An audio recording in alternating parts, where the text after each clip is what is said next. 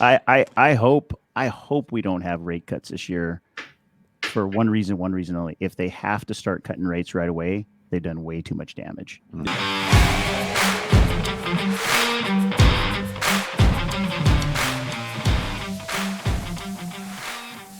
So we always end with predictions. I think last time we said this is about, again, this is mid-quarter roundtable, so this is February. We said probably most of 23 is going to be pretty rocky, 2 steps forward and 1 step back. It's actually been pretty good so far. I would say better than expected. There has been some negative months and some issues, and right now we're at this debt ceiling issue. But judging by where we're at now, anybody want to? Again, this doesn't have to be an S&P price target, but I'll take a couple stabs. Okay, go ahead. So I do believe that the fear around the recession is just going to be hanging, and it makes a lot of investors, a little frozen to make big moves. And so I could see investors being a little apprehensive to be putting more money, especially when we see the bond market paying what it's paying and money market's paying what it's paying. And if interest rates kind of stay where they're at for the time being, I kind of see the market just kind of moving sideways with chop, almost if you took a saw and turned it sideways. So I could see the market kind of moving sideways throughout this year. Wouldn't surprise me if it finishes positive, though. I also wouldn't be surprised if we see tech have a little bit of come out of the clouds. And so I still think, for my opinion, I still think it's a good spot to collect rent. Stocks paying dividends, value. So I still think that the general value, I think there will be a little bit of attention back there, but it wouldn't surprise me if we see tech kind of come out of the clouds. Having the run that it's had in this kind of first 4 or 5 months of the year I don't think it's sustainable, but it's pretty insane. The PEs are just getting out of whack. Well, I'll be the first one to own that. I know that I was one of the ones that gave that prediction as far as that 2 steps forward or 1 step back approach. And I was wrong. I didn't think the NASDAQ was going to go up 20+% in the first, 5-6 months of this year with interest rates still going up. But like we hinted at too, that's, a handful of stocks that are driving those returns. So from an overall market standpoint and just kind of pulse on the economy, I'm still kind of in that camp as far as that 2 steps forward, almost 1.5, 1 3/4 back. Wrong in the fact that I thought we'd likely head into recession the first half of this year. Obviously, that's not going to happen, but I don't know that we're completely out of the woods there. But I do think it will be a shorter duration and lower as far as the depth of it goes. And I wouldn't be surprised to see if it's a little different, and that it's almost like sector, like cycling, meaning like certain areas of the economy get hit at different times and it's spread out over the course of a year. So for me, I'm still kind of in that same camp where it's that 2 steps forward, 1 step back. It's going to be choppy and reactionary based on news, not necessarily data. So whatever the, fear that's selling on the TV is going to have reaction.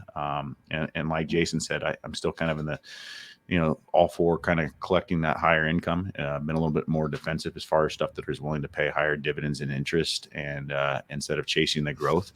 So that growth conversation, Kyle. I mean, you take the Chat GPT story and just move it 6 months, and then where's the NASDAQ at that point? I mean, because it's the AI revolution that is that spark, that catalyst, and very hard telling when that spark was first going to ignite. Turns out that it's igniting in the first part of this year, but I don't know to the trajectory. I mean, none of us can really predict the exponential leap of where AI is going to go, but it's definitely something we're all watching.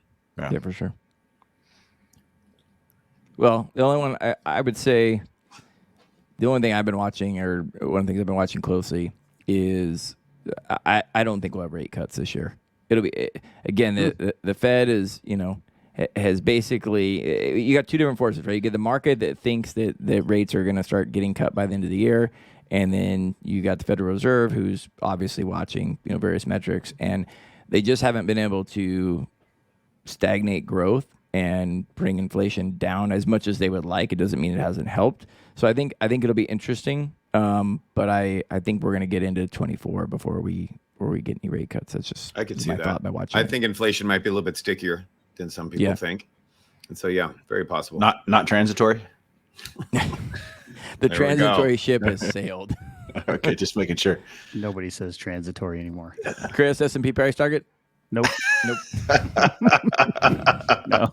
I hope we don't have rate cuts this year for one reason only. If they have to start cutting rates right away, they've done way too much damage. Yep. And that's the thing that I'd be looking for, more than anything. And I think, the stock market will tell us if that's happening. I don't think there's any doubt that if there's that much damage being done, it's going to come out of earnings really quick, and there's going to be a lot of companies that get smashed. But I hope you're right. I hope you're right that they don't have to cut rates this year, but it'll happen pretty soon. I don't think soon, within a year, we'll start having rate cuts go the other way. And again, I think the market will lead that. The bond market will lead that. They'll sort of, bond market figures out stuff way before we ever give it credit for. And so we'll see what happens. But yeah, I'm in your, in your corner as far as the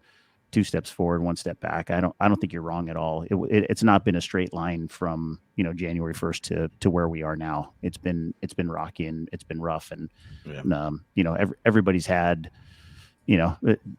months where the statements show up and they're down a little bit from where they were the previous month. So I don't think there's any change to that. But I'm still pretty constructive on the year. I think it's been pretty good so far. Probably continues to be good, and all the contribution that's made now from the bond portfolios that have been, the typical question is why do we have bond skin? Remind me.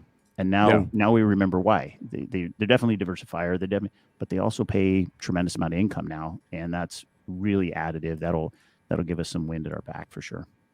Another thing I always go back to with so we do these predictions for fun, right? But the thing I always go back to is when someone said that you won't know the bottom of the market until 6 months after the bottom of the market. So it's nice to predict what you think will happen, but again, if everybody was out at the beginning of 23 here, probably not what you wanted to do, and after a very painful year. So stay in the course, staying invested is important.